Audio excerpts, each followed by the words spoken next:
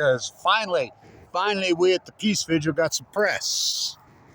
The scumbag Washington Post, who has ignored us right there for many decades, fucking finally wrote a piece about us. So Van Drew, Jeffy, what a piece of shit. Who the fuck's this guy think he is?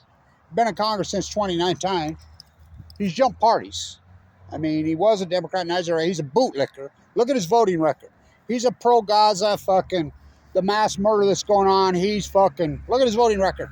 He's a BB bootlicker. Of course he wants this gone. You know how long that vigil's been there? Oh, fuck. First time I showed up there, it was been there for a while then. And I showed up there in 1979. Now, how many fucking years ago was that? 24/7. I've done plenty fucking stints there. Night shifts, day shifts. You know, Filippo been there for a long fucking time now. But, you know, Craig, you know, my close friend Craig, he does the nights there. A lot of different people. I mean, there's been so many people put so much blood, sweat, and tears into that Concepcion for all those years. You know, and then, of course, Thomas, as she would call him. You know, it's his baby. He, you know, the original group that started it are dead and gone. You know, fuck. We're talking how many fucking years? Oh my God. Look at started. We're fucking well over 50 years. Somebody says, oh, it's been long since 79. No, it was there before then. You know, how it started out was fucking post-Nam. You know, when the Peace Vigil, and it's an anti-nuclear protest, anti-nuclear energy and natural. The thing was originally founded on anti-nuclear, just like Earth Day, was originally founded on anti-nuclear energy. That because people got it in those days that nuclear was the top of the imperialist creepy, but this asshole's talking shit want to hijack the butt. Fuck. He ain't got a clue. He's the one that needs to be gone. Talk about fucking hijack. You know, we ain't going nowhere. I'm fucking here to tell you, Jeffy, we ain't fucking going nowhere. There's been plenty of fucking more powerful politicians than you try to get us the fuck out of there. So thank you, Filippo. Thank you. By the way, I like your Washington Bullets jersey you got on the photograph. I got my Washington Bullets when I was wearing yesterday. Fucking, I got us some pub. I mean, everybody walks by us in there. I remember, what was that? Was that 2020? Yeah. Guy shows up, standing his voice and everything. So, please don't take no videos or pictures of me when I finally figured out. And don't tell anybody who I am. 3 days he spent with me there. Jesse Ventura. Fucking Jane Fonda, I remember, was there. Come up. Had a really great conversation with me. Left, right. I remember Filippo tells me, he says, it's funny, Blanche, when you're here. And Neil Cousins. Don't forget about Neil. Neil Cousins done so much great work there forever. You know, Neil still has a phone on the wall, by the way. He don't use a cell phone. I mean, he's a gem. I remember Neil told me one day. I mean, I had us on the national news, ABC, CBS, and NBC. We made the national news in 2020 with that fucking rant I go on in front of there. All the beautiful work by Plowshares. Megan Rice. I remember, you know, I did so much work with the Dorothy Day House, the Megan Rice trial, and, you know, Megan. Sister Snow. So many great, true anti-nuclear activists. And of course, we don't get no publicity. No, because we stand for what's right. We stand everything the opposite of what the military-industrialized war pigs have turned into. I was hoping to get one of the F-16s, Bolden, right here. They play taps here. The Hillfield's right there. They've ruined this beautiful, sacred piece of ground with their military and war. They're developing a first-strike nuclear weapon right there. They play taps at 9 o'clock. Now think about that, how creepy. First-strike nuclear weapon they're developing there. Which, against it, of course they're against international law. 300 so-called engineers are out there. Oh, fuck. I mean, my God, Trump's a fucking madman, but so was fucking Butcher Biden. I mean, I was standing there with Mattea Benjamin, and her and I were being interviewed by French television when they called the fucking 2020 election. I remember me and Filippo sitting there in 2018 that night. God, that was a trip, man. But the craziest story, and I have lots of Peace Vigil stories. I could write a whole book on the Peace Vigil.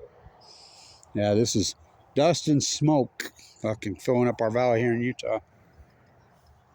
Ogden. I have lots of great stories. I mean, hands up, no nuke. But my best story, I'll never forget this as long as I live. So 2016, you know, I'm there at the Peace Vigil every day for a month at least. I'll tell a few stories. Got my Russian hat on and my original 2016 Spalding jersey on. Same old thing, I'm holding up my sign, Clintongrad, Trumpgrad, Clintongrad, Trumpgrad, Clintongrad, Trumpgrad. And so we're there that night. And Hillary's there right by the Peace Vigil. She's got her stage set up. Well, her people, not Hillary. And I had taken the bus from New York City from the Jarvik Center's where the buses leave. And I'd gone from Delaware over the, Chesapeake. And, I'd go back and forth on the bus. The bus is only $10 in the middle of the night. People don't know this, 3, 4 o'clock in the morning. Because all the workers in D.C., they bus into New York to clean your toilets, to do your dirty work. Fuck, I got so many stories there. So, we're there, and we're watching phones. We're talking media everywhere. Fucking.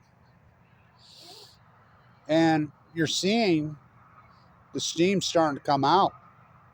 Everybody had, sure, Hillary was going to win. Trump pulled the upset, and you could see it starting to happen. Everybody cleared out in front of the. I mean, it cleared out, and right there with the piece of. A lot of people don't know this about DC. Boggy, floggy, soggy bottom. That deep, deep ass fucking subway. Pentagon City. Ooh. Eek. So anyway, it's really low. There's a lot of rats there, believe it or not. And I'm not talking Jeff, those rats. I'm talking nature's rats. It got so quiet and so eerie there, you could hear a fucking pin drop. And you could hear the rats scurrying around. And I'm doing the night shift. And I'm there. It's getting late. It's getting late. It's getting late. Finally, these 2 young guys show up and they got this. I can't even put a picture. I've got photographs and videos of it. This really vile poster. And it's Hillary and Trump tag teaming. One's on the front, one's on the back, and a naked Bernie Sanders there. And it says, "You fucked Bernie." And so they start chanting quietly. It's so eerie. "You fucked Bernie. You fucked Bernie." There couldn't have been 15, 20 people. This is the smallest crowd I've ever seen at the fucking White House there. The fence was there because they're getting ready for the inauguration. And just eerie. "You fucked Bernie. You fuck." And I told Craig, I says, I got to leave at, about 3:34. I get on one of the fucking buses. And so I leave at 3:30. Craig takes over. So eerie. Get on the subway to fucking go to Union Station to get on the bus. So I get on the subway, and it's just me and this young woman. And this young woman's sitting up, and we're on the blue line, and it's just her and I. I'm sitting in the back, she's in the back, and she's just sobbing, just crying, just sobbing. And I look, I got this greatest, I'll never forget this. And I look up, and the blue line it said blue line was in pink. And, my line, James Carville's pink, it fucking stinks. That piece of shit that fucking, the DNC stole everything for Bernie. We knew it then. So I take the bus, or the subway, and I get to Union Station there, and there's an African-American woman there, and she's standing there with her phone with her, and everybody's crying on the fucking bus. And gets on, and I says, fuck, I had an iPad in those days. My iPad had gone dead. And I'm like, what about because I'd worked on his campaign because he was actually anti-nuclear and was actually going to, and so I in Ohio. And he was up by 7 points, and he lost by 7 to Johnson. What was his name? The old senator there, Feingold or whatever. No. So I take the bus. It's in the middle. Everybody tries to sleep, of course, because I got to go to work. Go through Philadelphia, and fires, riots everywhere. We drop off right as the sun's coming up in New York City, right at Jarvik Center, where she's going to break her glass ceiling.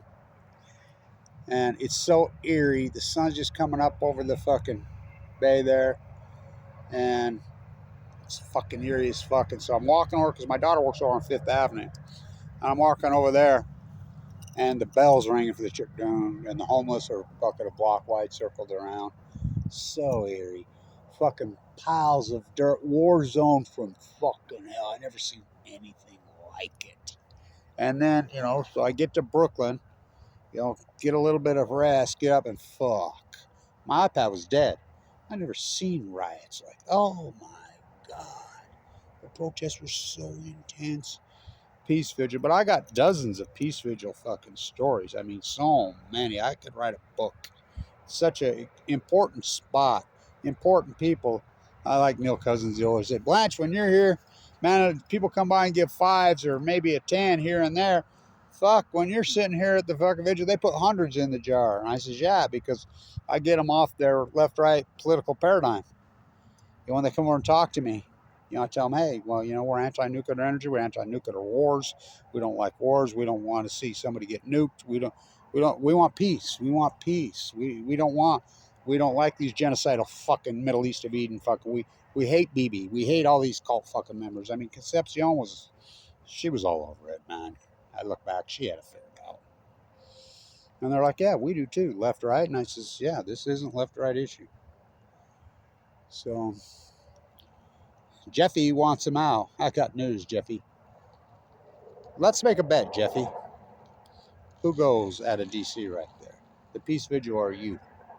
I mean, you've only been in Congress since 20 fucking 90, and you had to switch parties. You didn't get reelected. You'll be gone. My guess, and I'm going to make sure, I'm going to campaign against you. I'm going to make sure that we get a good group going against this guy. He's in New Jersey District 2, I believe. And he's going to get beat here. And, well, I think most of Congress is going to get fucking beat. And say anybody fucking that supported this Middle East genocide, including that piece of you-know-what. So, hang in there. I start telling stories about the Peace Vigil. I go on and on. By the way, remember the 5th of November. Here's another one, really important. McGill Lesson. Lessons from Fukushima Unlearned. McGill Lesson, the head of RT. I stay in DuPont Circle when I'm there with Craig. He was killed on Remember the 5th. And remember, he got drunk and fell down. This is the guy who started IT, the old Putin's toss Pravat. Congress opened an investigation. I was going crazy about it. And they kept real quiet. Washington Post didn't report it. Fucking New York scumbag Times, even worse than Washington Post. He was beat to death. It's such a major, major fucking story. And all these people, you wouldn't believe the people that come by there. The celebrities, the people that I've talked to, the people that I've visited with there. And that's like this compared to what the stories Filippo's got. By the way, Filippo speaks 6 languages fluently. We get people from all over the world there. We have really good conversations with them. Filippo's fantastic, I even liked Concepcion, but, Thomas was the king. I mean, that guy was so good. Remember they had their big chairs? When I first got there, they still had their chairs. It's got to stay alive. I need to get back there and do more work. I've had some issues here, as you know. My chest split open again for the second time. My new pacemaker the last 2 years. I've had a hell of a battle trying to stay alive. And then, a lot of people don't know this, but I raised a couple of my grandkids. People don't know this. My pair of 14-year-olds, well, the one of them, I pretty well raised him. That's a long, complicated, fucked up story, but it's hard, the situation. give peace a chance, you know. So hang in there, Filippo. Good work, my brother. Love you, man. Same with you, Craig. Ellen, everybody that's done all the work, you know. Long live Thomas. By the way, that's not his last name, the Thomas Vigil. I mean, you know, he was the king. And it was founded on anti-nuclear energy, just like Earth Day was. So hang in there. I'll send this to Craig and Filippo, you know, and Jeffy, let's bet. Anybody want to make a bet? Peace Vigil's still there. You know how many people have we've had court battles, we've had you don't know that fight, but the courts have rules over and over and over. No, we stay. You know, so it's blood, sweat, and tears fought to get that. I mean, the people that were on before me, those beautiful those people are incredible. That fought and fought to keep that thing alive. And I thought for sure it was going to go. I thought for sure when, Concepcion did her thing, when she died, I'm like, oh God. And I went back there and what are we going to do? What are we going to do? And then that's when Craig showed up, Tom's. And I'm the guy that talked him into it, right when he showed up. I can get into that whole situation, how that played out, but a big part of my work, and he's put in so many fucking hours. That night shift's not easy there. Oh boy, have I done some night shifts there. Woo, woo. And Filippo puts in over 100 hours a week. He's dedicated his life to it. So let's bet, Jeffy. Who goes first? You or the Peace Vigil? Long live the Peace Vigil. Long live the anti-nuclear movement. That's what it's about. Not just anti-nuclear bombs. Nuclear energy also. Which came first, the nuclear chicken or the egg? And the whole Middle East of Eden cult, fucking Jeffy. Yeah, we were against that fucking cult from fucking day one. We're the originals. We appreciate Aaron Matei, Max Blumenthal, all these people that done it, but you're speaking the same language we've all been speaking right there for fucking many, many, many said the first time I went there was in 1979. I was there long before I was. So we finally got some publicity. Craig, Filippo, Washington Post actually wrote an article. I like the picture too. Hang in there, anything you need, man. I'll be back there soon. Thank you for all your fucking work. Everybody's done so much beautiful work there. It's a cool place. The eyes and ears of the White House. Oh boy. Oh boy. Stay tuned.